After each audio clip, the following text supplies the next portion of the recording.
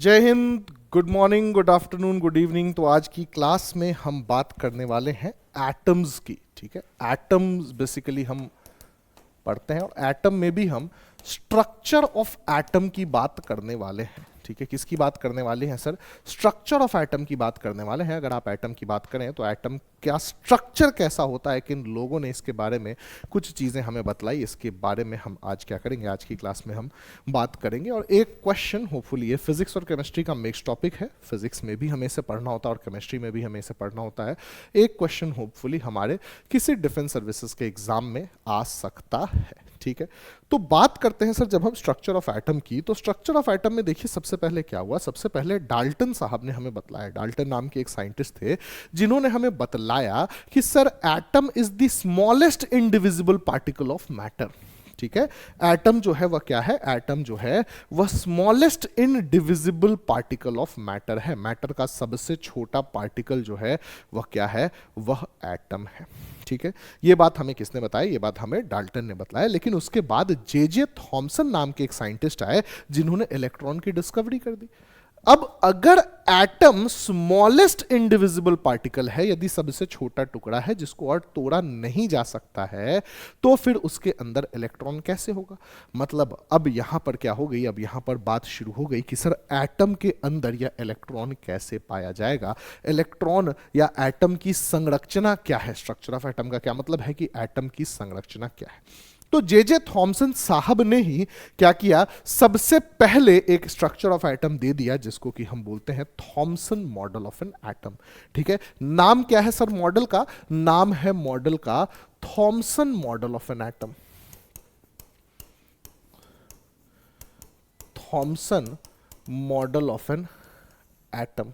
ठीक है, ये जो है सर, ये हमारे पास क्या है? ये हमारे पास मॉडल ऑफ एन एटम है। ठीक है, अब थॉमसन साहब ने क्या कहा इसको हम समझते हैं। तो थॉमसन साहब ने बोला कि सर जो भी एटम है, that atom is considered to be a sphere. ठीक है, एटम कैसा है सर? स्फेरिकल इन शेप है। ठीक है, तो सबसे पहली बात इन्होंने क्या बोला? इन्होंने बोला कि sir atoms are spherical in shape. ठीक है, आकार में गोलीय है। आकार में क्या है सर? आकार में गोलीय है। ठीक है, पहली बात हमें जो है समझ में आ गई है एटम। अब ये जो स्फेयर है इसके बारे में भी इन्होंने बतलाया। क्या बतलाया? इसके बारे में इन्होंने बतलाया कि सर ये sphere has uniform positive charge density. Sphere has uniform positive charge density.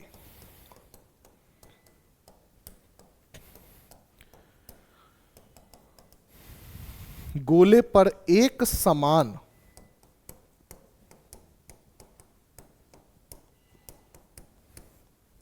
धनात्मक आवेश वितरण है।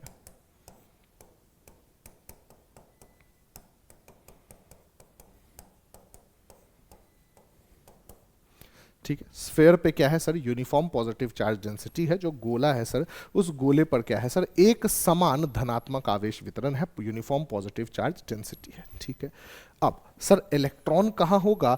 तो हमने बोला कि electrons are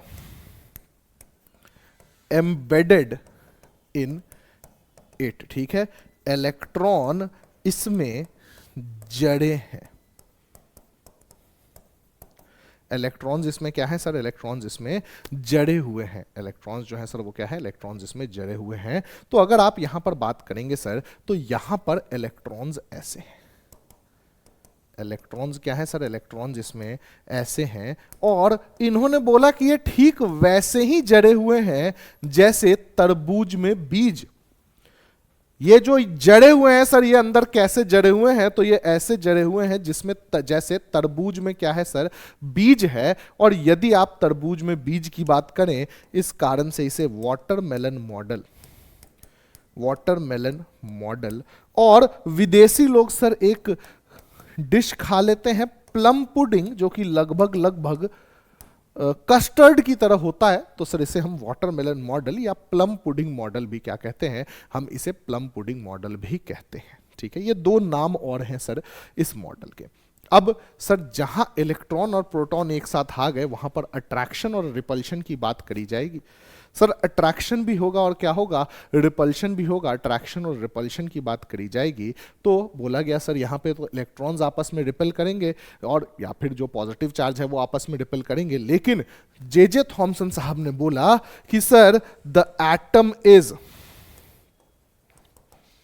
electrically neutral, the atom is electrically neutral and stable। Sir जो परमाणु है, परमाणु आपके पास वैद्युत रूप से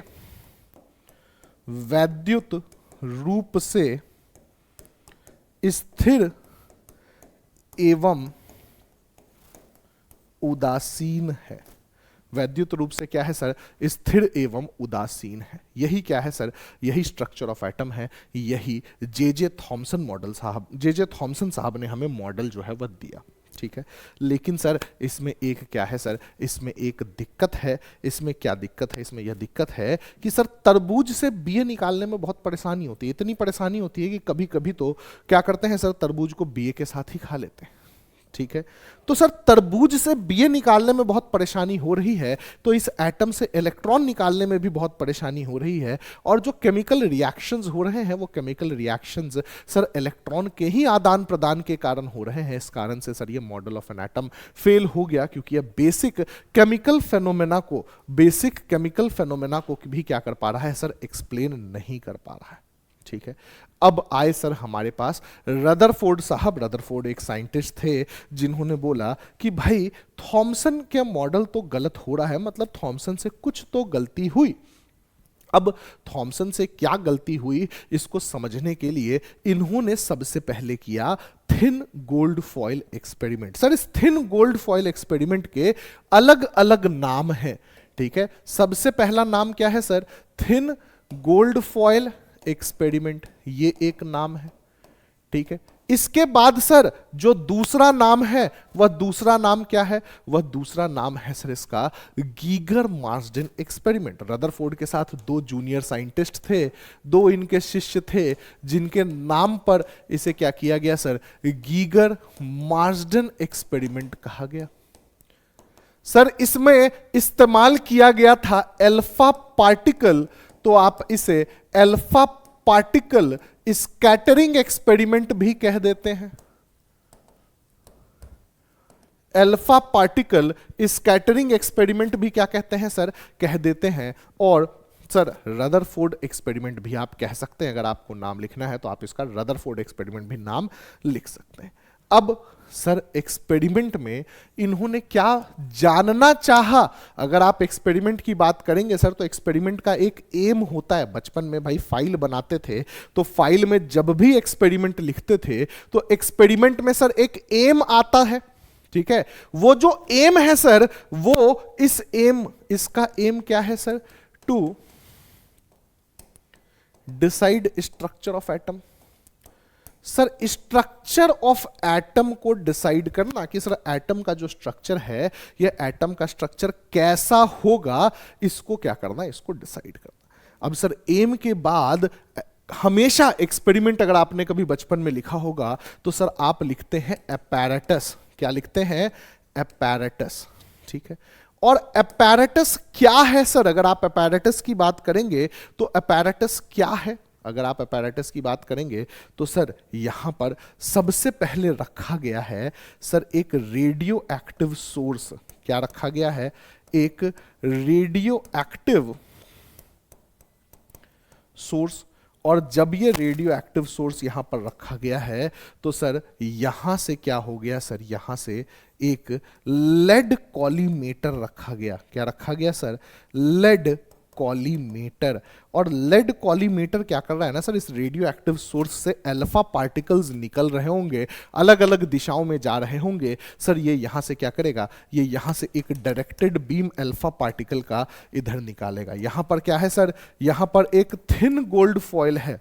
यहां पर एक क्या है, यहां पर एक थिन गोल्ड फॉयल है, ये क्या है सर, ये थिन गोल्ड फॉयल है, और यहां पर सर एक स्क्रीन लगी है जिस स्क्रीन को हम क्या बोलते हैं, ZNS स्क्रीन, क्या बोलते हैं, ZNS screen, zinc sulphide screen, जिसको कि आप क्या बोलते हैं, जिसको कि आप बोलते हैं फ्लोरेसेंट स्क्रीन।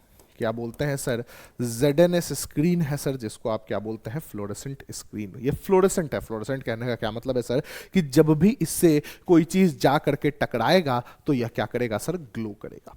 ठीक है, ये सवाल भी आता है सर कि थिन गोल्ड फॉयल एक्सपेरिमेंट में स्क्रीन किसका इस्तेमाल किया गया था, तो फ्लोरेसेंट स्क्रीन किसका इस्तेमाल किया गया था सर, ZNS का। ठीक है, ये जो रेडियो लेड कॉलीमेटर का काम क्या है, यह भी पूछा जा सकता है एग्जाम में। तो सर लेड कॉलीमेटर का काम है कि जो अल्फा पार्टिकल की अनडायरेक्टेड रेज हैं उनको डायरेक्टेड बीम में कन्वर्ट करना। ठीक है, thin gold foil sir, gold की एक पतली सी क्या ले लेनी है, झिल्ली ले लेनी है। ठीक है, और अल्फा पार्टिकल क्या है यह भी पूछा गया है, क्योंकि आप देखिए अल्फा पार्टिकल स्कैटरिंग एक्सपेरिमेंट है, तो यहां पर एग्जाम में यह भी पूछा जा चुका है कि सर अल्फा पार्टिकल क्या है। तो अल्फा पार्टिकल होता है सर He2+ आयन, जो हीलियम का डबली आयोनाइज्ड आयन है। जो He2+ आयन है वही क्या है, वही अल्फा पार्टिकल है। ठीक है, वही क्या है, अल्फा पार्टिकल। अगर आप लिखेंगे तो थ्योरी में भी कभी ऐसा लिखा जा सकता है, डबली आयोनाइज्ड हीलियम आयन। इसी को आप क्या बोलते हैं सर, इसी को आप बोलते हैं अल्फा पार्टिकल। तो ये जो रेडियो एक्टिव सोर्स है सर, यह किसको एमिट कर रही है, यह एमिट कर रही है किसको, यह एमिट कर रही है सर अल्फा पार्टिकल को। अब सर रदरफोर्ड ने बोला, या गीगर मार्जन ने ये बात बोली कि सर यहां से अल्फा पार्टिकल आ रहा है, ये इस गोल्ड फॉयल में टकराएगा और टकरा करके अपने डायरेक्शन को बदलेगा। सर यही होना चाहिए, लेकिन ऐसा नहीं हुआ। तो अब हम देखते हैं कि आखिर इस एक्सपेरिमेंट में क्या ऑब्जर्वेशंस हुए। सर एक्सपेरिमेंट में सबसे पहले क्या होता है सर, ऑब्जर्वेशन होते हैं। ठीक है, आप ऑब्जर्व करते हैं, ऑब्जर्वेशन के बाद आप कंक्लूजन निकालते हैं, और कंक्लूजन निकालने के बाद आप फिर फाइनली रिजल्ट पब्लिश करते हैं। यही एक्सपेरिमेंट फाइल में सर बचपन से आपने क्या किया होगा, बचपन से आपने लिखा होगा। तो सर अपैरेटस हो गया, अपैरेटस के बाद हम आते हैं किस पे सर, इसके ऑब्जर्वेशन पे, कि सर रदरफोर्ड वाले इस एक्सपेरिमेंट में क्या ऑब्जर्व किया गया, इसके ऑब्जर्वेशन पे। ठीक है, तो ऑब्जर्वेशन क्या है सर, तो सबसे पहला ऑब्जर्वेशन जो इन्होंने देखा, इन्होंने बोला कि sir most of the alpha particles, most of the alpha particles passes undeviated. ज्यादातर अल्फा कण बिना डेविएट हुए पास कर गए। ठीक है, दूसरा, some alpha particles deviate by small angle, deviate by small angle. कुछ अल्फा पार्टिकल्स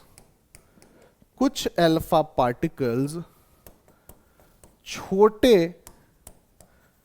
एंगल्स से डेविएट हुए, और सर आखिरी जो है वह क्या है, a very few alpha particles, a very few alpha particles bounced back, बहुत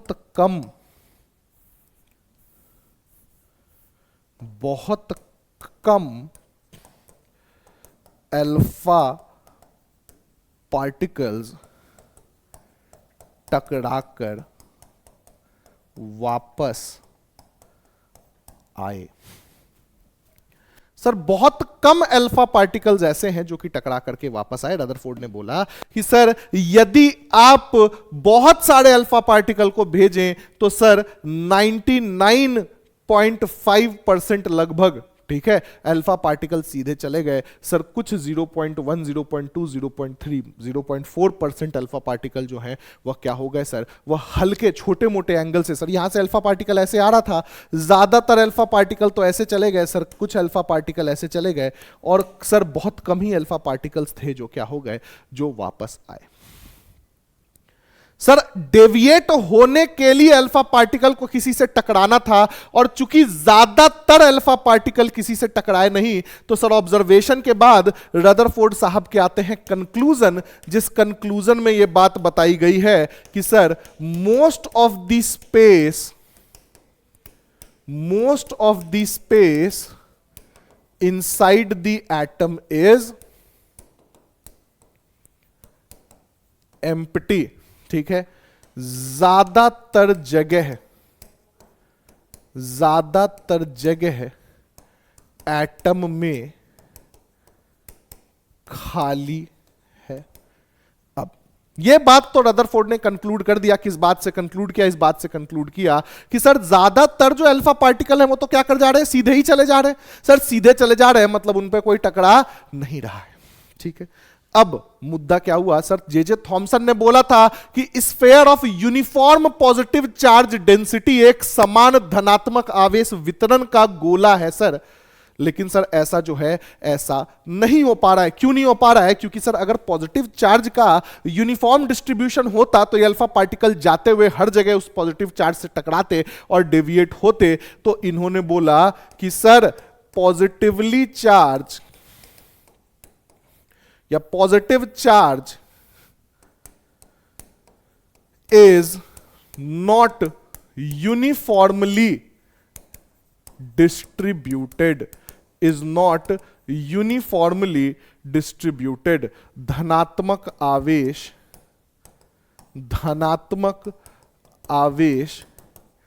एक समान वितरित नहीं है। सर धनात्मक आवेश क्या है सर, एक समान वितरित नहीं है, या पॉजिटिव चार्ज जो है वो क्या है, यूनिफॉर्मली डिस्ट्रीब्यूटेड नहीं है। और इसी के साथ इन्होंने बताया कि सर जो कंप्लीट डिफ्लेक्शन हो जा रहा है, जो अल्फा पार्टिकल ठीक पीछे वापस चले जा रहे हैं, ये क्यों चले जा रहे हैं? क्योंकि सर पॉजिटिव चार्ज एक जगह पर कंसंट्रेटेड होगा, और सिर्फ पॉजिटिव चार्ज नहीं सर, लगभग सारे का सारा मास भी क्या होगा, एक केंद्र पे क्या होगा, कंसंट्रेटेड होगा। तो इन्होंने क्या बोला, इन्होंने तीसरी बात बोल दी कि most of the positive charge and mass are concentrated near in a very small region,